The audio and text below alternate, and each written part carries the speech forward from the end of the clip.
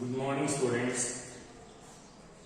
In the previous class, I discussed with you the provisions related to residential status and incidence of tax. Today, let us try to understand these provisions by solving certain problems related to determination of residential status of individuals. So yesterday I gave you some problems. You just read these problems and try to solve these problems in order to understand clearly the provisions of residential status and incidence of tax. Now ನಿನ್ನೆ ನಿಮಗೆ residential status ಮತ್ತೆ incidence of tax ಬಗ್ಗೆ Indian income tax act ನ provisions ಅನ್ನು ಹೇಳಿದ್ದೇನೆ. ಈಗ residential status ಅನ್ನ ಯಾವ ರೀತಿ ಕ್ಯಾಲ್ಕುಲೇಟ್ ಮಾಡಬೇಕು ಅಥವಾ ಯಾವ ರೀತಿ ಕಂಡುಹಿಡಿಯಬೇಕು ಅನ್ನೋದಕ್ಕೆ ಸಂಬಂಧಪಟ್ಟಂತೆ ಕೆಲವು ಪ್ರಾಬ್ಲಮ್ಸ್ ಅನ್ನ ಸಾಲ್ವ್ ಮಾಡಿ ಆ ರೆಸಿಡೆನ್ಷಿಯಲ್ ಸ್ಟೇಟಸ್ ಗೆ ಸಂಬಂಧಪಟ್ಟಂತ ಪ್ರಾವಿಷನ್ಸ್ ಅನ್ನ ಅರ್ಥ ಮಾಡ್ಕೊಳ್ಳಿಕ್ಕೆ ಪ್ರಯತ್ನ ಮಾಡೋಣ. ಈಗಾಗಲೇ ನಾನು ನಿಮಗೆ ಕೆಲವು ಪ್ರಾಬ್ಲಮ್ಸ್ ಅನ್ನ ಕೊಟ್ಟಿದ್ದೇನೆ. ಆ ಪ್ರಾಬ್ಲಮ್ಗಳನ್ನ ಒಂದೊಂದೇ ನೀವು ಓದಿ ಅವುಗಳಿಗೆ ಉತ್ತರ ಕೊಡಲಿಕ್ಕೆ ಪ್ರಯತ್ನ ಮಾಡಬೇಕು. ನಾನು ಕೆಲವು ಪ್ರಾಬ್ಲಮ್ಗಳನ್ನ ನಿಮಗೆ ಓದಿ ಅವುಗಳನ್ನ ಯಾವ ರೀತಿ ಸಾಲ್ವ್ ಮಾಡಬೇಕು ಅನ್ನೋದನ್ನ ಈಗ ಹೇಳ್ಕೊಡ್ತೇನೆ. So you go to the first problem. First problem ಏನಿದೆ? Shri Rakesh, who was born and brought up in India, went to UK for further studies on 1st March 2018. On 1st March 2018, Mr. Rakesh went to UK for further studies for the first time and came back to India on 1st October 2019. Came back to India on 1st October 2019. Early in the morning, determine his resident status for the assessment year 2021. This is the problem.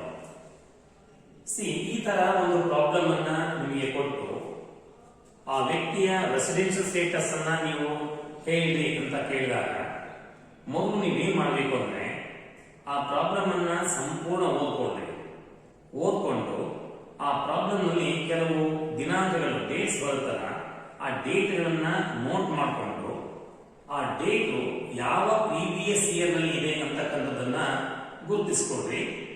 ಆ ಗುರುತಿಸ್ಕೊಂಡ ಮೇಲೆ ನೀವು ಅದಕ್ಕೆ ಉತ್ತರವನ್ನ ಕಂಡುಹಿಡಿಯೋದು ಸುಲಭ ಆಗುತ್ತೆ.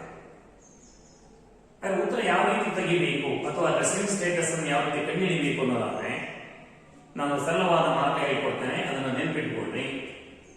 ಬಹಳ ಮುಖ್ಯವಾಗಿ ನೀವೇನ್ ಮಾಡಬೇಕು ಅಂದ್ರೆ ಆ ಪ್ರಾಬ್ಲಮ್ ಅನ್ನ ಓದಿದ ಕೂಡಲೇ ನೀವು ಆ ಪ್ರಾಬ್ಲಮ್ ನಲ್ಲಿ ಬಂದಿರತಕ್ಕಂಥ ವ್ಯಕ್ತಿ ಸೆಕ್ಷನ್ 6 ಸಬ್ ಸೆಕ್ಷನ್ 1 ನಲ್ಲಿ ಕೊಟ್ಟಿರ್ತಕ್ಕಂಥ ಯಾವುದಾದ್ರೂ ಒಂದು ಬೇಸಿಕ್ ಕಂಡೀಷನ್ ಅನ್ನ ಫುಲ್ಫಿಲ್ ಮಾಡ್ತಾ ಇದ್ದಾನ, ಸ್ಯಾಟಿಸ್ಫೈ ಮಾಡ್ತಾ ಇದ್ದಾನ ಅಥವಾ ಇಲ್ವಾ ಅಂತಕ್ಕಂಥದ್ದನ್ನ ಮೊದಲು ಪರಿಶೀಲಿಸಬೇಕು. ಯಾಕೆ ಅಂತ ಹೇಳಿದ್ರೆ ಸೆಕ್ಷನ್ 6 ಸಬ್ ಸೆಕ್ಷನ್ 1 ನಲ್ಲಿ ಇರ್ತಕ್ಕಂಥ ಎರಡು ಷರತ್ತುಗಳಲ್ಲಿ ಯಾವುದಾದ್ರೂ ಒಂದು ಷರತ್ತನ್ನ ಒಬ್ಬ ವ್ಯಕ್ತಿ ಸ್ಯಾಟಿಸ್ಫೈ ಮಾಡೋದಾದ್ರೆ ಆ ವ್ಯಕ್ತಿಯನ್ನ ರೆಸಿಡೆಂಟ್ ಅಂತ ಕರೀಬೇಕಾಗತ್ತೆ ಅನ್ನೋದನ್ನ ನಾನು ಈಗಾಗಲೇ ನಿಮಗೆ ಹೇಳಿಕೊಟ್ಟಿದ್ದೇನೆ. ಹಾಗಾದ್ರೆ ಆ ವ್ಯಕ್ತಿ ಯಾವುದಾದ್ರೂ ಒಂದು ಬೇಸಿಕ್ ಕಂಡೀಷನ್ ಅನ್ನ ಫುಲ್ಫಿಲ್ ಮಾಡಿದ್ರೆ ಅವನು ರೆಸಿಡೆಂಟ್ ಅಂತ ಅನ್ಸ್ಕೊಳ್ತಾನೆ. ಹಾಗೆಯೇ ನಾನು ಈಗಾಗಲೇ ಹೇಳಿದ್ದೇನೆ, ರೆಸಿಡೆಂಟ್ ಅಂತ ಅನ್ಸ್ಕೊಳ್ತಕ್ಕಂಥ ಒಬ್ಬ ಇಂಡಿವಿಜುವಲ್ ಆಗಲಿ ಅಥವಾ ಹಿಂದೂ ಅನ್ಡಿವೈಡೆಡ್ ಫ್ಯಾಮಿಲಿ ಆಗಲಿ ಅವರಿಗೆ ಆ ರೆಸಿಡೆಂಟ್ ಕ್ಯಾಟಗರಿಯಲ್ಲೇ ಮತ್ತೆ ಎರಡಿದೆ, resident and ordinary resident, resident but not ordinary resident ಅಂತ ಹೇಳಿ. ಆದರೆ ಒಂದು ಷರತ್ತನ್ನ ಪೂರೈಕೆ ಮಾಡಿದೆ, ಬೇಸಿಕ್ ಕಂಡೀಷನ್ ಗಳಲ್ಲಿ ಒಂದನ್ನ ಪೂರೈಕೆ ಮಾಡಿದೆ ಅಥವಾ ಸ್ಯಾಟಿಸ್ಫೈ ಮಾಡಿದೆ, ಆ ವ್ಯಕ್ತಿಯನ್ನ ನಾವು ರೆಸಿಡೆಂಟ್ ಅಂತ ಕರೀತೇವೆ. ಆದರೆ ಈಗ ಅವನು ಆರ್ಡಿನರಿ ರೆಸಿಡೆಂಟೋ ಅಥವಾ ನಾಟ್ ಆರ್ಡಿನರಿ ರೆಸಿಡೆಂಟೋ ಅನ್ನೋದನ್ನ ತೀರ್ಮಾನ ಮಾಡಲಿಕ್ಕೆ ನಾವು ಅಡಿಷನಲ್ ಕಂಡೀಷನ್ಸ್ ಅನ್ನು ನೋಡಬೇಕು. ಸೆಕ್ಷನ್ 6 ಮತ್ತೆ ಸೆಕ್ಷನ್ 6 ನಲ್ಲಿ ಕೊಟ್ಟಿರ್ತಕ್ಕಂಥ ಅಡಿಷನಲ್ ಕಂಡೀಷನ್ಸ್ ಅನ್ನು ಚೆಕ್ ಮಾಡಬೇಕು. ಆ ಎರಡೂ ಅಡಿಷನಲ್ ಕಂಡೀಷನ್ಸ್ ಅನ್ನು ನಾವು ಸ್ಯಾಟಿಸ್ಫೈ ಮಾಡೋದಾದ್ರೆ ಆಗ ಅವನನ್ನ ರೆಸಿಡೆಂಟ್ ಅಂಡ್ ಆರ್ಡಿನರಿ ರೆಸಿಡೆಂಟ್ ಅಂತ ಹೇಳಿ ನಾವು ತೀರ್ಮಾನ ಮಾಡಬಹುದು. ಒಂದು ವೇಳೆ ಒಂದು ಬೇಸಿಕ್ ಕಂಡೀಷನ್ ಸೆಕ್ಷನ್ 6 ಸಬ್ ಸೆಕ್ಷನ್ 1 ನಲ್ಲಿ ಇರ್ತಕ್ಕಂಥದ್ದನ್ನ ಫುಲ್ಫಿಲ್ ಮಾಡಿ ಸೆಕ್ಷನ್ 6 ಸಬ್ ಸೆಕ್ಷನ್ 6 ನಲ್ಲಿ ಇರ್ತಕ್ಕಂಥ ಅಡಿಷನಲ್ ಕಂಡೀಷನ್ಸ್ ನಲ್ಲಿ ಯಾವುದಾದ್ರೂ ಒಂದು ಕಂಡೀಷನ್ ಅನ್ನ ಫುಲ್ಫಿಲ್ ಮಾಡ್ತಿದ್ದಾನ ವ್ಯಕ್ತಿ, ಎರಡೂ ಫುಲ್ಫಿಲ್ ಆಗ್ತಾ ಇಲ್ಲ, ಎರಡು ಕಂಡೀಷನ್ ಅನ್ನು ಫುಲ್ಫಿಲ್ ಮಾಡ್ತಾ ಇಲ್ಲ, ಬಟ್ ಒಂದು ಕಂಡೀಷನ್ ಫುಲ್ಫಿಲ್ ಮಾಡ್ತಿದ್ದಾರೆ, ಅಥವಾ ಎರಡೂ ಫುಲ್ಫಿಲ್ ಆಗಿದೆ ಅಂದ್ರೆ ಒಂದು ಸ್ಯಾಟಿಸ್ಫೈ ಆಗ್ತಕ್ಕಂಥದ್ದು ಮುಖ್ಯ ಅಲ್ಲ. ಎರಡೂ ಅಡಿಷನಲ್ ಕಂಡೀಷನ್ಸ್ ಸ್ಯಾಟಿಸ್ಫೈ ಆದ್ರೆ ಅವನನ್ನ ರೆಸಿಡೆಂಟ್ ಅಂಡ್ ಆರ್ಲಿ ರೆಸಿಡೆಂಟ್ ಅಂತ ಕರೀತೇವೆ. ಒಂದು ಸ್ಯಾಟಿಸ್ಫೈ ಆಗಿ ಮತ್ತೊಂದು ಆಗದೇ ಇದ್ರೆ ಅಥವಾ ಎರಡೂ ಅಡಿಷನಲ್ ಕಂಡೀಷನ್ಸ್ ಸ್ಯಾಟಿಸ್ಫೈ ಆಗದೇ ಇದ್ರೆ ಆ ವ್ಯಕ್ತಿಯನ್ನ resident but not early resident ಅಂತ ಕರೀತೇವೆ. ಹಾಗೇನೆ ಯಾವುದೇ ಒಬ್ಬ ವ್ಯಕ್ತಿ ಬೇಸಿಕ್ ಕಂಡೀಷನ್ಸ್ ಏನಿದೆ ಸೆಕ್ಷನ್ 6 ಸಬ್ಸೆಕ್ಷನ್ 1 ನಲ್ಲಿ ಆ ಬೇಸಿಕ್ ಕಂಡೀಷನ್ಸ್ ಗಳಲ್ಲಿ ಒಂದು ಕಂಡೀಷನ್ ಅನ್ನ ಫುಲ್ಫಿಲ್ ಮಾಡಿರೋದ್ರೆ ಅಥವಾ ಸ್ಯಾಟಿಸ್ಫೈ ಮಾಡಿರೋದ್ರೆ ಅವನನ್ನ ನೇರವಾಗಿ ನಾವು ನಾನ್ ರೆಸಿಡೆಂಟ್ ಅಂತ ಹೇಳಿ ಟ್ರೀಟ್ ಮಾಡ್ತೇವೆ. ಸೊ ಈ ವಿಚಾರಗಳು ಈಗಾಗಲೇ ನಿಮಗೆ ಗೊತ್ತಿದೆ. ಇಂದಿನ ತರಗತಿಯಲ್ಲಿ ನಾವು ಇವುಗಳನ್ನ ಕೂಲಂಕುಷವಾಗಿ ನಿಮ್ಮ ಜೊತೆ ಚರ್ಚೆ ಮಾಡಿದ್ದೀನಿ, ಅದೆಲ್ಲವೂ ನಿಮಗೆ ಗೊತ್ತಿದೆ. ಈಗ ನಮ್ಮ ಪ್ರಾಬ್ಲಮ್ ಏನಿದೆ, ಈ ಪ್ರಾಬ್ಲಮ್ ನಲ್ಲಿ ರಾಕೇಶ್ ಅಂತಕ್ಕಂಥ ಒಬ್ಬ ವ್ಯಕ್ತಿಯ ಡೀಟೇಲ್ಸ್ ಅನ್ನು ಕೊಟ್ಟಿದ್ದಾರೆ. ಅವನು ಯಾವಾಗ ಇಂಡಿಯಾದಲ್ಲಿದ್ದ ಅಥವಾ ಯಾವಾಗ ವಿದೇಶಕ್ಕೆ ಹೋದ, ಈ ತರ ಏನೇನೋ ಬರೆದಿರ್ತಾರೆ. ಅದನ್ನ ನೀವು ಓದ್ಕೊಳ್ಳಿ, ಸರಳವಾಗಿರುತ್ತೆ. ಓದ್ಕೊಂಡು ನೀವು ಯಾವ್ಯಾವ ಷರತ್ತುಗಳನ್ನು ಆ ವ್ಯಕ್ತಿ ಪೂರೈಸ್ತಾರೆ ಅಂತಕ್ಕಂಥದ್ದನ್ನು ಗಮನಿಸಿ ಅವನ ಸ್ಟೇಟಸ್ ಬಗ್ಗೆ ನಿಮ್ಮದೇ ಆದಂತಹ ವಿವರಣೆಯ ಮುಖಾಂತರ ಉತ್ತರ ಕೊಡಬೇಕಾಗುತ್ತೆ. ಅದೀಗ ಸದ್ಯದ ಪ್ರಾಬ್ಲಮ್ ನಲ್ಲಿ ಏನಿದೆ, sir mister Rakesh Shri Rakesh was Born and brought up in India, went to UK for further studies on 1st March 2018 and came back to India on 1st October 2019 early in the morning. So determine his resident status for the assessment year 2021 ಅಂತ ಒಂದು ಪ್ರಶ್ನೆ ಕೊಟ್ಟಿದ್ದಾರೆ. ನೋಡಿ, ಯಾರು ರಾಕೇಶ್ ಅಂತಕ್ಕಂಥ ಒಬ್ಬ ವ್ಯಕ್ತಿ, ಅವನು ಇಂಡಿಯಾದಲ್ಲೇ ಹುಟ್ಟಿ ಇಂಡಿಯಾದಲ್ಲೇ ಬೆಳೆದಿರ್ತಕ್ಕಂಥ ವ್ಯಕ್ತಿ ಅಂದ್ರೆ ಅವನು ಫಸ್ಟ್ ಟೈಮ್ ಇಂಡಿಯಾ ಬಿಟ್ಟು UK ಯುನೈಟೆಡ್ ಕಿಂಗ್ಡಮ್ಗೆ 1st March 2018 ಹೋಗಿದ್ದಾನೆ ಹೈಯರ್ ಸ್ಟಡೀಸ್ ಸಲುವಾಗಿ. ಆದ್ರೆ 1st March 2018 ನಲ್ಲಿ ಅವನು ಫಸ್ಟ್ ಟೈಮ್ ಇಂಡಿಯಾ ಬಿಟ್ಟು ಹೋಗಿದ್ದಾನೆ ಅಂತ ಹೇಳ್ತಾರಲ್ಲ, ಈ 1st March 2018 ಅಂತಕ್ಕಂಥದ್ದು ಯಾವ ಪ್ರೀವಿಯಸ್ ನಲ್ಲಿ ಇದೆ ಅದನ್ನೇ ಗಮನಿಸಬೇಕು. ಆದ್ರೆ 2018 ಯಾವ ಪ್ರೀವಿಯಸ್ ನಲ್ಲಿ ಬರುತ್ತೆ? 1st March 2017 2018 ಅಂತಕ್ಕಂಥ ಪ್ರೀವಿಯಸ್ ಇಯರ್ ನಲ್ಲಿ ಇದೆ ಈ ಡೇಟು. ಯಾಕೆಂದ್ರೆ ಪ್ರೀವಿಯಸ್ ಇಯರ್ ಕಮೆಂಟ್ಸ್ ಆಗೋದು ಯಾವಾಗ? ಪ್ರತಿ ವರ್ಷ ಏಪ್ರಿಲ್ 1ಕ್ಕೆ ಪ್ರಾರಂಭ ಆಗುತ್ತೆ, ಅದರ ಮುಂದಿನ ವರ್ಷ ಮಾರ್ಚ್ 31ಕ್ಕೆ ಅದು ಎಂಡ್ ಆಗುತ್ತೆ. ಆ ತರ ಒಂದು ಪ್ರೀವಿಯಸ್ ಇಯರ್ ಫೈನಾನ್ಷಿಯಲ್ ಇಯರ್. ಹಾಗಾದ್ರೆ ಇದು 1st March 2018 ನಲ್ಲಿ ಅವನು ನಮ್ಮ ದೇಶ ಬಿಟ್ಟು UK ಹೋಗಿದ್ದಾನೆ ಅಂದ್ರೆ ಈ 1st March 2018 ಅಂತಕ್ಕಂಥದ್ದು 2017-18 ಪ್ರೀವಿಯಸ್ ಇಯರ್ ನಲ್ಲಿ ಇದೆ. ಈ ಡೇಟು ಆ ಪ್ರೀವಿಯಸ್ ಇಯರ್ ನಲ್ಲಿ ಇದೆ. And he came back to India on 1st October 2019 ಅಂತ ಬರೆದಿದ್ದಾರೆ. 1st October 2019 falls in the previous year 2019-20, that is current previous year. Okay, so 2017-18ನೇ ಪ್ರೀವಿಯಸ್ ಇಯರ್ ನಲ್ಲಿ ಅವನು ಇಂಗ್ಲೆಂಡ್ ಹೋಗಿದ್ದಾನೆ ಅಥವಾ UK ಹೋಗಿದ್ದಾನೆ. ಹೋದವನು 19-20ನೇ ಪ್ರೀವಿಯಸ್ ಇಯರ್ ನಲ್ಲಿ ಅಂದ್ರೆ ಕರೆಂಟ್ ಪ್ರೀವಿಯಸ್ ಇಯರ್, ನಮ್ಮ ಪ್ರೀವಿಯಸ್ ಇಯರ್ ಇರ್ತಾನೆ, ನಮ್ಮ ಪ್ರೀವಿಯಸ್ ಇಯರ್ ನಲ್ಲಿ ಇಂಡಿಯಾಕ್ಕೆ ವಾಪಸ್ ಆಗಿದ್ದಾನೆ. ಅದು 1st October 2019 ನಲ್ಲಿ. ಇವನ ರೆಸಿಡೆನ್ಷಿಯಲ್ ಸ್ಟೇಟಸ್ ಅನ್ನು ಹೇಳಿ ಅಸೆಸ್ಮೆಂಟ್ ಇಯರ್ 2020-21 ಅಂತ ಹೇಳ್ತಾರೆ. ಪ್ರಶ್ನೆ ಕೇಳಬೇಕಾದ್ರೆ ಅವರು ಯಾವುದೇ ವರ್ಷಕ್ಕೆ ಕೇಳಿರಲಿ, ಅಸೆಸ್ಮೆಂಟ್ ಇಯರ್ ಅಂತ ಕೇಳಿದ್ರು ಕೂಡ ನೀವು ಪ್ರೀವಿಯಸ್ ಇಯರ್ಗೆನೆ ರೆಸಿಡೆನ್ಷಿಯಲ್ ಸ್ಟೇಟಸ್ ಅನ್ನು ಹೇಳಬೇಕು. ಯಾಕಂದ್ರೆ ರೆಸಿಡೆನ್ಷಿಯಲ್ ಸ್ಟೇಟಸ್ ಯಾವಾಗಲೂ ಪ್ರೀವಿಯಸ್ ಇಯರ್ ನಲ್ಲಿ ಏನಿದೆ ಅದು ಮುಖ್ಯ. ಅದರ ಆಧಾರದ ಮೇಲೆ ಟ್ಯಾಕ್ಸೇಷನ್ ಡಿಪೆಂಡ್ ಆಗೋದು, ಇನ್ಸಿಡೆನ್ಸ್ ಡಿಪೆಂಡ್ ಆಗೋದು. ಅವರು ಅಸೆಸ್ಮೆಂಟ್ ಇಯರ್ 2020-21 ಅಂತ ಹೇಳಿದ್ರು ಕೂಡ ನೀವು ಪ್ರೀವಿಯಸ್ ಇಯರ್ 2019-20 ನಲ್ಲಿ ರಾಕೇಶ್ ಅವರ ರೆಸಿಡೆನ್ಷಿಯಲ್ ಸ್ಟೇಟಸ್ ಏನಿದೆ ಅದನ್ನ ಡಿಸೈಡ್ ಮಾಡಬೇಕು. ಹೇಗೆ ಮಾಡೋದು? ಸೊ ಹಾಗಾಗಿ ನೀವು ಫಸ್ಟ್ ಗಮನಿಸಬೇಕಾಗಿರ್ತಕ್ಕಂಥದ್ದು, ರಾಕೇಶ್ ಯಾವಾಗಲೂ ಒಂದು ಬೇಸಿಕ್ ಕಂಡೀಷನ್ ಅನ್ನು ಫುಲ್ಫಿಲ್ ಮಾಡ್ತಾ ಇದ್ದಾನೆ. ಏನೇನು ಬೇಸಿಕ್ ಕಂಡೀಷನ್ಸ್ ಇದೆ? C first basic condition requirement ಏನು? He is in India for a minimum period of 182 days or more during the previous year. He is in India for 182 days or more during the previous year. That is relevant previous year or the current previous year. ಮೊದಲನೇ basic condition requirement ಏನಿದೆ? ನಮ್ಮ previous year ಇದೆಯಲ್ಲ, current previous year 2019-20, ಈ 2019-20 ಯಲ್ಲಿ ಆ ವ್ಯಕ್ತಿ ಕನಿಷ್ಠ 182 ದಿನ ಇಂಡಿಯಾದಲ್ಲಿ ಇರಬೇಕು. ಹಾಗೆ first you check whether Sri Rakesh was in India for 182 days or more. If Rakesh was in India for 182 days or more, it's enough, and you need not verify the second basic condition because fulfillment of any one of the basic conditions is sufficient. ಒಂದು ವೇಳೆ ರಾಕೇಶ್ ಕನಿಷ್ಠ 182 ದಿನ ಇಂಡಿಯಾದಲ್ಲಿ ಇದ್ದಾನೆ ಅಂತಕ್ಕಂಥದ್ದು ನಿಮಗೆ ಗೊತ್ತಾದ್ರೆ previous year 2019-20 ಯಲ್ಲಿ ಎರಡನೇ ಬೇಸಿಕ್ ಕಂಡೀಷನ್ ಅನ್ನು ಚೆಕ್ ಮಾಡಬೇಕಾಗಿಲ್ಲ. ಯಾಕಂತ ಹೇಳಿದ್ರೆ ಯಾವ್ದಾದ್ರು ಒಂದು ಬೇಸಿಕ್ ಕಂಡೀಷನ್ ಇಲ್ಲಾದ್ರೆ ಸಾಕು ಅಂತಕ್ಕಂಥದ್ದು ನಿಯಮ. ಒಂದು ವೇಳೆ if Rakesh was not in India for 182 days or more during the previous year 1920, then you have to check the second basic condition. Then what is the requirement of the second basic condition? It requires that the assessing or the individual should be in India for a minimum period of 60 days during the current previous year 1920. In addition to that, he must be in India for a minimum period of 365 days out of 4 previous years preceding 2019-20. ಒಂದು ವೇಳೆ ಆ ರಾಕೇಶ್ ಅಂತಕ್ಕಂಥ individual ನಮ್ಮ previous year 1920ಯಲ್ಲಿ ಇಂಡಿಯಾದಲ್ಲಿ 182 ದಿನ ಇಲ್ಲ ಅನ್ನೋದಾದ್ರೆ ನೀವು ಎರಡನೇ ಬೇಸಿಕ್ ಕಂಡೀಷನ್ ಅನ್ನ ಚೆಕ್ ಮಾಡಬೇಕಾಗುತ್ತೆ. ಎರಡನೇ ಬೇಸಿಕ್ ಕಂಡೀಷನ್ ಏನು ರಿಕ್ವೈರ್ಮೆಂಟ್ ಇರೋದು ಏನಿರುತ್ತೆ?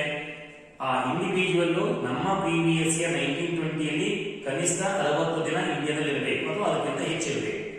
ಜೊತೆಗೆ ಕಳೆದ 4 ಪ್ರೀವಿಯಸ್ ಇಯರ್ಗಳಲ್ಲಿ ಅಂದ್ರೆ 2019-20 ಅನ್ನು ಹೊರತುಪಡಿಸಿ ಹಿಂದೆ ಇರ್ತಕ್ಕಂಥ 4 ಪ್ರೀವಿಯಸ್ ಇಯರ್ಗಳಲ್ಲಿ ಇಮಿಡಿಯೇಟ್ಲಿ ಪ್ರಿಸೀಡಿಂಗ್ 4 ಪ್ರೀವಿಯಸ್ ಇಯರ್ಸ್ ಬರಬೇಕಿತ್ತು. ತಕ್ಷಣ ಹಿಂದೆ ಇರ್ತಕ್ಕಂಥವು ಆ 4 ವರ್ಷಗಳಲ್ಲಿ ಕನಿಷ್ಠ 365 ದಿನ ಇಂಡಿಯಾದಲ್ಲಿ ಇರಬೇಕು. ಇದು ಎರಡನೇ basic condition.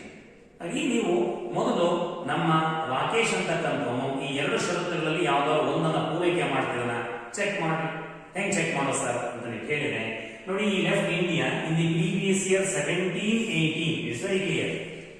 Rakesh left India to UK in the year 2017-18 and he came back in the year 2019-20, that is on 1st October 2019 early in the morning. ಅವನು ಇಂಡಿಯಾ ಬಿಟ್ಟೋಗಿದ್ದು 17-18.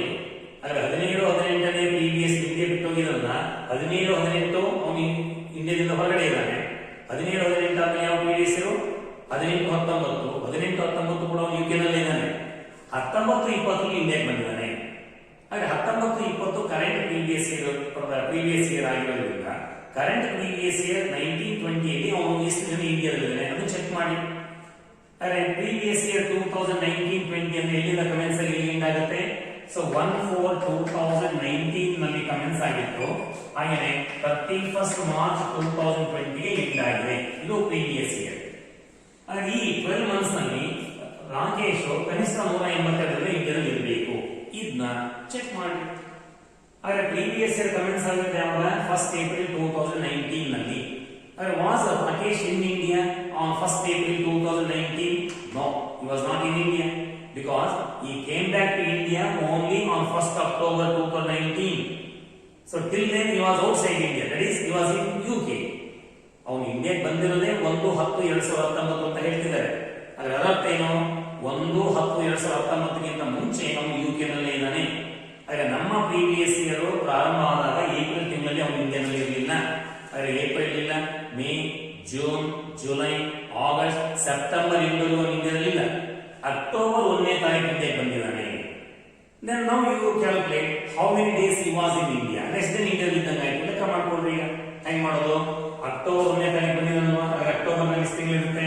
ಅಕ್ಟೋಬರ್ 2019 ನೋಡಿ 31 ಡೇಸ್ ಇರುತ್ತೆ. 31 ತಗೊಳ್ಳಿ. ಅಕ್ಟೋಬರ್ ಆದ್ಮೇಲೆ November 2019. So November contains 30 days. So November ಆದ್ಮೇಲೆ December 2019. So December contains 21 days. Then comes January 2020. So in January 2020 31 days. Then comes February 2020. So this is leap year. So February contains 29 days since it is leap year. So leap year ಆಗಿರೋದ್ರಿಂದ February 29 ದಿನ ತಗೊಳ್ರಿ. Then March 2020 ಅಲ್ಲಿ ನಮ್ಮ previous end ಆಗುತ್ತೆ. So March contains 31 days. ಇಷ್ಟು ದಿನ ಅವನು ಇಂಡಿಯಾದಲ್ಲಿ ಇದ್ದಾನೆ. ಹಾಗಾದ್ರೆ ಟೋಟಲ್ ಎಷ್ಟು ದಿನ ಸ್ಟೇ ಆಯಿತು ಅವನು ಇಂಡಿಯಾದಲ್ಲಿ? 1 2 3 12 12 1 13 1 ತಗೊಳ್ರಿ. 1 2 3 4 5 ಅಂದ್ರೆ 15 15 17 17 18 183 days he was in India. Check it whether it is right or wrong. See 1 2 3 plus 9 12 plus 1 13 1 remains 4 6 9 12 15 18. Totally he was in India for 183 days. So Rakesh ಒಟ್ಟು 183 ದಿನ ಇಂಡಿಯಾದಲ್ಲಿ ಇರತಕ್ಕಂಥದ್ದು ಗೊತ್ತಾಯಿತು. Then what does it mean? It means Rakesh has satisfied the first basic condition given under section 6 of section 1. ನೋಡಿ ರಾಕೇಶ್ 183 ದಿನ ಇಂಡಿಯಾದಲ್ಲಿದ್ದಾನೆ ಅಂತ ಆಯ್ತು. October 1ರಿಂದ March 31, 2020 ಒಟ್ಟು 183 ದಿನ ಇಂಡಿಯಾದಲ್ಲಿದ್ದಾನೆ. ಹಾಗೆ 183 ದಿನ ಇಂಡಿಯಾದಲ್ಲಿದ್ದಾನೆ ಅಂತ ಹೇಳಿದ್ರೆ ಮೊದಲನೆಯ ಬೇಸಿಕ್ ಕಂಡೀಷನ್ ಇದೆಯಲ್ಲ 182 ದಿನ ಅಥವಾ ಅದಕ್ಕಿಂತ ಹೆಚ್ಚಿರಬೇಕು ಅಂತಕ್ಕಂಥದ್ದು ಅದು ಸ್ಯಾಟಿಸ್ಫೈ ಆಯಿತು.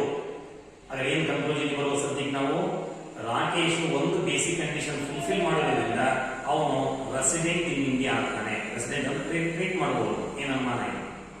ಆದರೆ ರೆಸಿಡೆಂಟ್ ಆಗ್ತಕ್ಕಂಥ ಒಬ್ಬ ಇಂಡಿವಿಜುವಲ್ ಮತ್ತೆ ಆ ರೆಸಿಡೆಂಟ್ ಕ್ಯಾಟಗರಿಯಲ್ಲಿ ಎಲ್ಲಿದೆ ಸ್ಟೇಟಸ್ ಅಲ್ವಾ? Resident and ordinal resident, resident but not ordinal resident.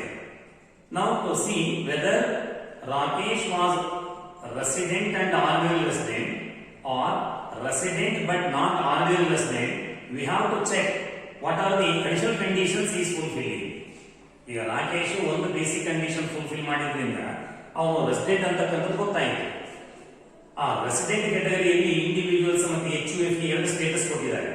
Resident and ordinary resident ಅಂತಕ್ಕಂಥದ್ದು ಒಂದು, resident but not ordinary resident ಅಂತಕ್ಕಂಥದ್ದು ಒಂದು. ಈಗ Rakesh resident and ordinary resident ಆಗ್ತಾನೋ ಅಥವಾ resident but not ordinary resident ಆಗ್ತಾನೋ ಅದನ್ನ ತಿಳ್ಕೋಬೇಕು ಅಂದ್ರೆ ಅಡಿಷನಲ್ ಕಂಡೀಷನ್ಸ್ ಅನ್ನ ಅವನು ಫುಲ್ಫಿಲ್ ಮಾಡ್ತಿದಾನೋ ಇಲ್ವೋ ಅದನ್ನ ನಾವು ಚೆಕ್ ಮಾಡ್ಬೇಕಾಗುತ್ತೆ. ಏನೇನು ಅಡಿಷನಲ್ ಕಂಡೀಷನ್ಸ್ ಇದೆ? ಸೆಕ್ಷನ್ 6 ಸಬ್ಸೆಕ್ಷನ್ 3 ನಲ್ಲಿ ಎರಡು ಅಡಿಷನಲ್ ಕಂಡೀಷನ್ಸ್ ನಾನು ಹೇಳ್ಕೊಟ್ಟಿದ್ದೀನಿ. ಏನ್ ಹೇಳ್ತಾರೆ ಸೆಕ್ಷನ್ 6 ಸಬ್ಸೆಕ್ಷನ್ 3 ನಲ್ಲಿ ಎರಡು ಅಡಿಷನಲ್ ಕಂಡೀಷನ್ಸ್. ಮೊದಲನೇದೇನು? He was resident in India in 2 years out of 10 previous years preceding the relevant previous year, that is 2019-20. 2019-20 ಅಂತಕ್ಕಂಥ ನಮ್ಮ ಕರೆಂಟ್ ಪ್ರೀವಿಯಸ್ ಇಯರ್ ಅಥವಾ ರೆಲೆವೆಂಟ್ ಪ್ರೀವಿಯಸ್ ಇಯರ್ ಏನಿದೆಯಲ್ಲ ಇದರ ಹಿಂದೆ ಇರತಕ್ಕಂಥ 10 ಪ್ರೀವಿಯಸ್ ಇಯರ್ಗಳಲ್ಲಿ ಕನಿಷ್ಠ 2 ವರ್ಷ ರೆಸಿಡೆಂಟ್ ಆಗಿರಬೇಕು. ರೆಸಿಡೆಂಟ್ ಆಗೋದು ಹೇಗೆ? ನಾನು ಆಗಲೇ ಪದೇ ಪದೇ ಹೇಳ್ತಾ ಇದ್ದೀನಿ. ರೆಸಿಡೆಂಟ್ ಆಗೋದು ಅಂದ್ರೆ ಯಾವುದಾದ್ರೂ ಒಂದು ಬೇಸಿಕ್ ಕಂಡೀಷನ್ ಅನ್ನು ಫುಲ್ಫಿಲ್ ಮಾಡಿದ್ರೆ ಸಾಕು. ಅಂದ್ರೆ ಕಳೆದ 10 ವರ್ಷಗಳಲ್ಲಿ ಯಾವುದಾದ್ರೂ 2 ವರ್ಷಗಳಲ್ಲಿ ಯಾವುದಾದ್ರೂ ಒಂದು ಬೇಸಿಕ್ ಕಂಡೀಷನ್ ಅನ್ನು ಅವನು ಫುಲ್ಫಿಲ್ ಮಾಡಿಬಿಟ್ಟಿದ್ರೆ ಅವನು resident ಆದಂಗಾಗುತ್ತೆ.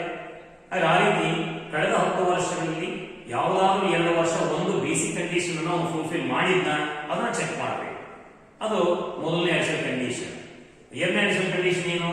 He was in India for 730 days or more out of 7 previous years preceding the relevant previous year. So ನಮ್ಮ relevant previous year 2019-20 ಏನಿದೆಯಲ್ಲ ಇದರ ಹಿಂದೆ ಇರತಕ್ಕಂತ 7 ಪ್ರೀವಿಯಸ್ ಇಯರ್ಗಳಲ್ಲಿ ಕನಿಷ್ಠ 730 ದಿನ ಅವನು ಇಂಡಿಯಾದಲ್ಲಿ ಫಿಸಿಕಲ್ ಪ್ರೆಸೆನ್ಸ್ ಇರಬೇಕು, 730 ದಿನ ಸ್ಟೇ ಮಾಡಿರಬೇಕು. ಇದು ಎರಡು ಅಡಿಷನಲ್ ಕಂಡೀಷನ್ಸ್. ಇದನ್ನ ಈಗಾಗಲೇ ನಾನು ನಿಮ್ಮ ಜೊತೆ ಚರ್ಚೆ ಮಾಡಿದ್ದೀನಿ, ಅದು ನಿಮಗೆ ಮನವರಿಕೆ ಆಗಿದೆ. ಈಗ ರಾಕೇಶ್ ಈ ಎರಡು ಅಡಿಷನಲ್ ಕಂಡೀಷನ್ಸ್ ಅನ್ನ ಫುಲ್ಫಿಲ್ ಮಾಡ್ತಿದ್ದಾನ ಅದು ನೋಡ್ಬೇಕು. ಹಾಗಾದ್ರೆ ಕಳೆದ 10 ವರ್ಷಗಳನ್ನು ಪಟ್ಟಿ ಮಾಡ್ಕೋಬೇಕು ನೀವು. ಅಂದ್ರೆ ನಮ್ಮ ಪ್ರೀವಿಯಸ್ ಇಯರ್ ಯಾವುದು? 2019-20 ಅಂತ ನಮ್ಮ previous year, current previous year. ಇದು ಬಿಟ್ಬಿಡಿ. Immediately preceding 10 previous years proceed. 2019-20 ತತ್ಕ್ಷಣ ಹಿಂದೆ ಇರತಕ್ಕಂತ 10 ಪ್ರೀವಿಯಸ್ ಇಯರ್ ಪಟ್ಟಿ ಮಾಡಿಕೊಂಡು ಆ 10 ವರ್ಷಗಳಲ್ಲಿ ಯಾವ್ದಾದ್ರು 2 ವರ್ಷ ರೆಸಿಡೆಂಟ್ ಆಗಿದ್ನ ಚೆಕ್ ಮಾಡಬೇಕು. ಅದೇ ಇದಕ್ಕೆ ಸಂಬಂಧಪಟ್ಟಂತೆ 10 ಪ್ರೀವಿಯಸ್ ಇಯರ್ಸ್ ಏನೇನು ಬರುತ್ತೆ? 2018-19, 2017-18, 2016-17, 2015-16, 2014-15, 2013-14, 2012-2013, 2011-2012. See how many years? So 1, 2, 3, 4, 5, 6, 7, 8. Then you make two more additions. Say 2010-11 and 2009-10. So these are the 10 previous years preceding the relevant previous year 2019-20. ನಮ್ಮ ಪ್ರೀವಿಯಸ್ ಇಯರ್ 2019-20 ತತ್ಕ್ಷಣ ಹಿಂದೆ ಇರತಕ್ಕಂತ 10 ಪ್ರೀವಿಯಸ್ ಇಯರ್ ನೋಡಿ. 9, 10, 10, 11, 11, 12, 12, 13, 13, 14, 15, 15, 15, 16, 17, 18, 17, 18, 19. ಎಷ್ಟಾಯ್ತು? 1, 2, 3, 4, 5, 6, 7, 8, 9, 10. ಸೊ ಈ 10 previous years ನಲ್ಲಿ ಅವನು 2 years resident ಆಗಿರಬೇಕು. ಮೊದಲನೇ ಅಡಿಷನಲ್ ಕಂಡೀಷನ್ ಸೆಕ್ಷನ್ 6 ಸಬ್ಸೆಕ್ಷನ್ 6 ನಲ್ಲಿ. Sorry, it is section 6 subsection 6, not section 6 subsection 3. It is section 6 subsection 6. Extremely sorry. So ಇದು ಫಸ್ಟ್ ಅಡಿಷನಲ್ ಕಂಡೀಷನ್ ಏನು? ಕಳೆದ 10 ವರ್ಷಗಳಲ್ಲಿ ಯಾವುದಾದ್ರೂ 2 ವರ್ಷ ಅವನು ರೆಸಿಡೆಂಟ್ ಆಗಿರಬೇಕು. ಯಾವ ರೀತಿ ರೆಸಿಡೆಂಟ್ ಆಗೋದು ಅಂದ್ರೆ ಆ 10 ವರ್ಷಗಳಲ್ಲಿ ಯಾವುದಾದ್ರೂ 2 ವರ್ಷ ಅವನು ಯಾವುದಾದ್ರೂ ಒಂದು ಬೇಸಿಕ್ ಕಂಡೀಷನ್ ಅನ್ನು ಫುಲ್ಫಿಲ್ ಮಾಡಿದ್ರೆ ಸಾಕು. ಆದ್ರೆ ನಮಗೆ ಪ್ರಾಬ್ಲಮ್ ಹೇಳಿರೋ ಪ್ರಕಾರ ರಾಕೇಶ್ ಅಂತಕ್ಕಂಥ ವ್ಯಕ್ತಿ ಏನಿದ್ದಾನೆ ಅವನು ಇಂಡಿಯಾದಲ್ಲೇ ಹುಟ್ಟಿ ಇಂಡಿಯಾದಲ್ಲೇ ಬೆಳೆದಿರೋದು. ಅವನು ಫಸ್ಟ್ ಟೈಮ್ ಇಂಡಿಯಾ ಬಿಟ್ಟು ಹೋಗಿರೋದೇ 2017-18 ಪ್ರೀವಿಯಸ್ ಇಯರ್ ನಲ್ಲಿ. Then what does it mean? So that means even if we exclude 2017-18, so it comes here. So even if we exclude this 2017-18, so in all the remaining 8 years he was completely in India. 2017-18 India ಬಿಟ್ಟು ಹೋಗಿದ್ದಾನೆ. ಅದು March ನಲ್ಲಿ ಹೋಗಿದ್ದಾನೆ, 11 ತಿಂಗಳು ಇಂಡಿಯಾದಲ್ಲಿ ಇದ್ದಾನೆ, March ತಿಂಗಳಲ್ಲಿ ಹೋಗಿದ್ದಾನೆ. ಬೇಡ, ಅದನ್ನು ಬಿಟ್ಟರು ಕೂಡ ಈ 17-18 ಮತ್ತೆ 18-19 ಬಿಟ್ಟರು ಕೂಡ ಹಿಂದೆ 8 ವರ್ಷ ಕಂಪ್ಲೀಟ್ ಇಂಡಿಯಾದಲ್ಲಿ ಇದ್ದಾನೆ ಅಂತ ಆಯ್ತು. ಅವ್ರು 8 ವರ್ಷ ಇಡೀ ವರ್ಷ ಇಂಡಿಯಾದಲ್ಲಿ ಇದ್ದಾನೆ ಅಂದ್ರೆ ಡೆಫಿನೆಟ್ಲಿ ಅವನು 2 ವರ್ಷಕ್ಕಿಂತ ಹೆಚ್ಚು ರೆಸಿಡೆಂಟ್ ಇದ್ದಾನೆ. ಹಾಗಾದ್ರೆ ಮೊದಲನೇ ಅಡಿಷನಲ್ ಕಂಡೀಷನ್ ಫುಲ್ಫಿಲ್ ಆಯಿತು. ಎರಡನೇ ಅಡಿಷನಲ್ ಕಂಡೀಷನ್ ಸೆಕ್ಷನ್ 6 ಸಬ್ಸೆಕ್ಷನ್ 6 ನಲ್ಲಿ ಏನಿದೆ? ಕಳೆದ 7 ವರ್ಷಗಳಲ್ಲಿ 730 ದಿನ ಇಂಡಿಯಾದಲ್ಲಿ ಇರಬೇಕು. ಕಳೆದ 7 ವರ್ಷಗಳು ಈ 3 ಬಿಟ್ಬಿಡಿ, ಇದು 7 ಬಂತು ಅಲ್ವಾ? 1 2 3 4 5 6 7 ಈ 7 ವರ್ಷಗಳಲ್ಲಿ 730 ದಿನ ಜಾಸ್ತಿ ಇದಾನಲ್ಲ. ಸೊ ಈ ಎಲ್ಲಾ ವರ್ಷಗಳು ಇಂಡಿಯಾದಲ್ಲಿ ಇದ್ದಾನೆ ಕಂಪ್ಲೀಟ್ಲಿ. ಹಾಗಾದ್ರೆ 1 ವರ್ಷಕ್ಕೆ 365 ದಿನ, 2 ವರ್ಷಕ್ಕೆ 730 ಅದಕ್ಕಿಂತ ಹೆಚ್ಚು ದಿನಗಳಿದ್ದಾನೆ. Then what does it mean? That means Rakesh was in India for more than 730 days out of 7 previous years preceding the relevant previous year 1920. So that means Mr. Rakesh has satisfied both the additional conditions. So ಇಷ್ಟೆಲ್ಲ ನೀವು ಅದನ್ನ ವಿಶ್ಲೇಷಣೆ ಮಾಡಿದಾಗ ಗೊತ್ತಾಯ್ತು ನಮ್ಮ problem ನಲ್ಲಿ ಹೇಳಿರ್ತಕ್ಕಂಥ ವ್ಯಕ್ತಿ ರಾಕೇಶ್ ಏನಿದ್ದಾರೆ ಅವರು ಒಂದು ಬೇಸಿಕ್ ಕಂಡೀಷನ್ ಅನ್ನ ಆಲ್ರೆಡಿ ಫುಲ್ಫಿಲ್ ಮಾಡಿದ್ದಾರೆ. ಮೊದಲನೇ ಬೇಸಿಕ್ ಕಂಡೀಷನ್ ಸೆಕ್ಷನ್ 6 ಸಬ್ಸೆಕ್ಷನ್ 1 ನಲ್ಲಿ ಇರೋದು ಏನು? ಕನಿಷ್ಠ 182 ದಿನ ಪ್ರೀವಿಯಸ್ ಇಯರ್ ನಲ್ಲಿ ಇಂಡಿಯಾದಲ್ಲಿ ಇರಬೇಕಾಗಿತ್ತು.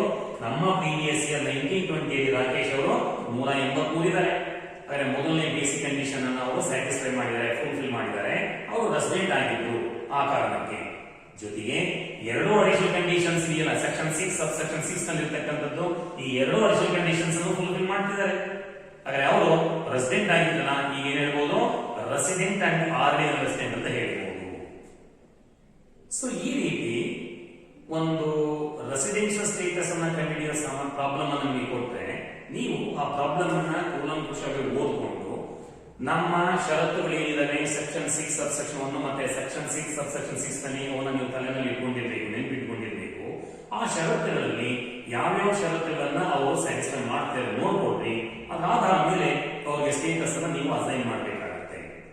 ಈಗ ನಾವೇನ್ ಹೇಳ್ಬೋದು? ಆನ್ಸರ್ ಏನ್ ಬರೀಬಹುದು? ಇಂಗ್ಲಿಷ್ ಬರೀಬೇಕಾಗುತ್ತೆ. ಕನ್ನಡ ಮಾಧ್ಯಮದಲ್ಲಿ ಇದನ್ನ ಕಲಿಯಲಿಕ್ಕೆ ಕಷ್ಟ ಅಂತ ನಾನು ಅಲ್ಲಿ ಹೇಳ್ಬಿಟ್ಟಿದ್ದೀನಿ. ನೀವು ಇಂಗ್ಲಿಷ್ ಆನ್ಸರ್ ಬರೀತೀರಿ, ಸರಳ ಬರೀರಿ. ಯಾವುದೇ ರೀತಿಯಾಗಿ ನೀವು ಆನ್ಸರ್ ಅನ್ನು ಕೊಡಬಹುದು. ಡಿಸ್ಕ್ರಿಪ್ಟಿವ್ ಟೈಪ್ ಇರುತ್ತೆ. ಇದಕ್ಕೇನು ಫಾರ್ಮೇಟ್ ಏನು ಹೀಗೆ ಆನ್ಸರ್ ಕೊಡಬೇಕು ಅಂತ ಹೇಳಿ ನೀವು ಅದನ್ನ ಅರ್ಥ ಮಾಡ್ಕೊಂಡು ನೀವು ಯಾರಿಗೆ ಅದನ್ನ ಅರ್ಥ ಮಾಡಿಸ್ಬೇಕೀಗ? ವ್ಯಾಲ್ಯೂಯೇಷನ್ ಮಾಡ್ತಕ್ಕಂಥ ಲೆಕ್ಚರ್ಗೆ ಅರ್ಥವಾಗಬೇಕು, ಇವ್ಯಾಲ್ಯೂಯೇಟ್ ಮಾಡ್ತಕ್ಕಂಥವ್ರಿಗೆ. ಆ ರೀತಿ ಸರಳವಾಗಿ ನೀವು ಅದನ್ನ ಅವ್ರಿಗೆ ಮನವರಿಕೆ ಮಾಡ್ಕೊಡ್ಬೇಕು. ಯಾವುದೇ ತರ ಆನ್ಸರ್ ನೀವು ಕೊಡಬಹುದು. ಈಗ ನಾನು ಹೇಳೋದು ಯಾವ ರೀತಿ ಕೊಡಬಹುದು? ಈಗ ಆನ್ಸರ್ ನಾನು ನನ್ನದೇ ಆದಂತಹ ದಾಟಿಯಲ್ಲಿ ಹೇಳಿರ್ತೇನೆ. ನೀವು ಅದನ್ನ ಇನ್ನೂ ಸರಳವಾಗಿ ಬರೀಲಿಕ್ಕೆ ಬಂದ್ರೆ ಬರೀರಿ. ಅದನ್ನ ಇನ್ನೂ ಚೆನ್ನಾಗಿ ಬರೀತೀನಿ ಅಂದ್ರೆ ಇನ್ನೂ ಸಂತೋಷ. ಬಟ್ ಆನ್ಸರ್ ಏನಾಗಿರ್ಬೇಕು ನಿಮ್ದು? ರಾಕೇಶ್ ಅಂತಕ್ಕಂಥವ್ರು ರೆಸಿಡೆಂಟ್ ಅಂಡ್ ಆರ್ಡಿನಲ್ ರೆಸಿಡೆಂಟ್ ಹಾಕ್ತಾರೆ. ಹಾಗಾದ್ರೆ ಏನ್ ಹೇಳ್ಬೋದು? ನಾನು ಹೇಳ್ತೀನಿ ಈ ತರ ಆನ್ಸರ್ ಹೆಂಗ್ ಬರೀಬಹುದು ಅಂತ ಹೇಳಿದ್ರೆ, ಸೊ ನಿಮಗೆ ರೆಸಿಡೆನ್ಸ್ ಸ್ಟೇಟಸ್ ನಾವು ಏನ್ ಕೇಳಿದರೆ 2020-21 ಅಸೆಸ್ಮೆಂಟ್ ಏನ್ ಅಂತ ಕೇಳಿದ್ದಾರೆ. ಕೇಳಬೇಕಾದ್ರೆ ಪ್ರಶ್ನೆ ಏನಾದ್ರು ಕೇಳ್ಕೊಳ್ಳಿ. ಆದ್ರೆ ಕಾನೂನು ಪ್ರಕಾರ ನಾವು ರೆಸಿಡೆನ್ಷಿಯಲ್ ಸ್ಟೇಟಸ್ ಅನ್ನು ಯಾವಾಗಲೂ ಪ್ರೀವಿಯಸ್ ಇಯರ್ ಗೆ ಹೇಳಬೇಕಾಗುತ್ತೆ. ಹಾಗಾಗಿ ನೀವು ಆನ್ಸರ್ ಈ ತರ ಕೊಡಿ, ಸೊಲ್ಯೂಷನ್ ಅಂತ ಬರ್ಕೊಂಡು for the assessment year 2020-21 the relevant previous year is 2019-20 ಆ ತರ ಒಂದು ಲೈನ್ ಬರೆಯಿರಿ. ಸೊ ನೆಕ್ಸ್ಟ್ ಪ್ಯಾರಾಗ್ರಾಫ್ ನಲ್ಲಿ during the previous year 2019-20 Mr. Rakesh was in India for 183 days. So Mr. Rakesh has satisfied the first basic condition given under section 6 subsection 1. Since Mr. Rakesh has satisfied the first basic condition or one of the basic conditions, he is resident in India during the previous year 2019-20. And to verify whether Rakesh was ordinary resident in India or not ordinary resident in India, we have to check whether Rakesh is fulfilling or satisfying the additional conditions or not. Now, according to the first additional condition under section 6 subsection 6, Mr. Rakesh should be resident in India for 2 years out of 10 previous years preceding 2019-20. Now, Rakesh was resident in India for more than 2 years preceding 2019-20. Thus, he has satisfied the very first additional condition. And again, Mr. Rakesh was in India for more than 730 days out of 7 previous years preceding 2019-20. Thus, Mr. Rakesh has also satisfied the second additional condition given under section 6 subsection 6. Now come to conclusion. Since Mr. Rakesh has satisfied one of the basic conditions and both the additional conditions, he is resident and ordinary resident in India. He is resident and ordinarily resident in India. Like that you have to give the answer. So ನೀವು ಎಷ್ಟೊಂದು ವಿಶ್ಲೇಷಣೆ ಮಾಡಿರ್ತೀರಲ್ಲ, ಆ ವಿಶ್ಲೇಷಣೆ ಮಾಡಿದಾಗ ನಮಗೆ ರಾಕೇಶ್ ಅವರ status ಏನು ಅಂತ ಗೊತ್ತಾಯಿತು, ರೆಸಿಡೆಂಟ್ ಅಂಡ್ ಆರ್ಡಿನರಿ ರೆಸಿಡೆಂಟ್ ಅಂತ ಗೊತ್ತಾಯಿತು. ಅದು ನೀವು ಯಾವುದೇ ರೀತಿಯಾಗಿ ಅಂತ ಆನ್ಸರ್ ಅನ್ನು ಕೊಡಬಹುದು. ಬೇಕಿದ್ರೆ 183 ದಿನ ಇದ್ದ ಅಂತ ನಾನು ಒಂದು ಮಾತನ್ನು ಹೇಳಿದ್ದೀನಿ, ನೀವು ಅದು ಡೀಟೇಲ್ಸ್ ಕೊಡಬಹುದು. ಯಾವ ರೀತಿ ಕೊಡಬಹುದು? Sir, mister Rakesh was in India for more than 182 days during the previous year 2019-20 as detailed below, as given below ಅಂತ ಬರೆದು ನೀವು ಈ ತರ ಅವನು ಯಾವ ತಿಂಗಳು ಎಷ್ಟು ದಿನ ಇದ್ದ ಅಂತ ಪಟ್ಟಿ ಮಾಡ್ಕೊಡ್ರಿ. ಅಕ್ಟೋಬರ್ 2019 ನಲ್ಲಿ 31 days ಇದ್ದ, ಈ ತರ ಪಟ್ಟಿ ಮಾಡಿ 183 days ಇದ್ದ ಅಂತ ತೋರಿಸಬಹುದು. ಆ ರೀತಿನೂ ಆನ್ಸರ್ ಕೊಡ್ರಿ. ಒಟ್ಟು ನೀವು ಸೆಕ್ಷನ್ 6 ಸಬ್ಸೆಕ್ಷನ್ 1 ಮತ್ತೆ ಸೆಕ್ಷನ್ 6 ಸಬ್ಸೆಕ್ಷನ್ 6 ನಲ್ಲಿರ್ತಕ್ಕಂಥ ಷರತ್ತುಗಳನ್ನ ಪಕ್ಕ ಅರ್ಥ ಮಾಡಿಕೊಂಡು ಈ ಪ್ರಾಬ್ಲಮ್ ಅಲ್ಲಿ ಬಂದಿರತಕ್ಕಂಥ ವ್ಯಕ್ತಿಯ ಬಗ್ಗೆ ನೀವು ಅದನ್ನ ಪರಿಶೀಲನೆ ಮಾಡಿದ್ರಿ, ಅವನು ಸ್ಟೇಟಸ್ ಈ ತರ ಆಗುತ್ತೆ ಅಂತ ಗೊತ್ತಾಗಿದೆ, ಅದನ್ನ ಯಾವುದೇ ರೀತಿಯಾಗಿ ನೀವು ಕನ್ವಿನ್ಸ್ ಮಾಡೋದು, ಆನ್ಸರ್ ಮಾಡ್ಬೋದು. ಸೊ ಈ ರೀತಿ ನಾವು ಇಂಡಿವಿಜುವಲ್ಸ್ಗೆ ಸಂಬಂಧಪಟ್ಟಿರ್ತಕ್ಕಂಥ ರೆಸಿಡೆನ್ಷಿಯಲ್ ಸ್ಟೇಟಸ್ ಅನ್ನ ಡಿಸೈಡ್ ಮಾಡಬೇಕಾಗುತ್ತೆ. Thank you.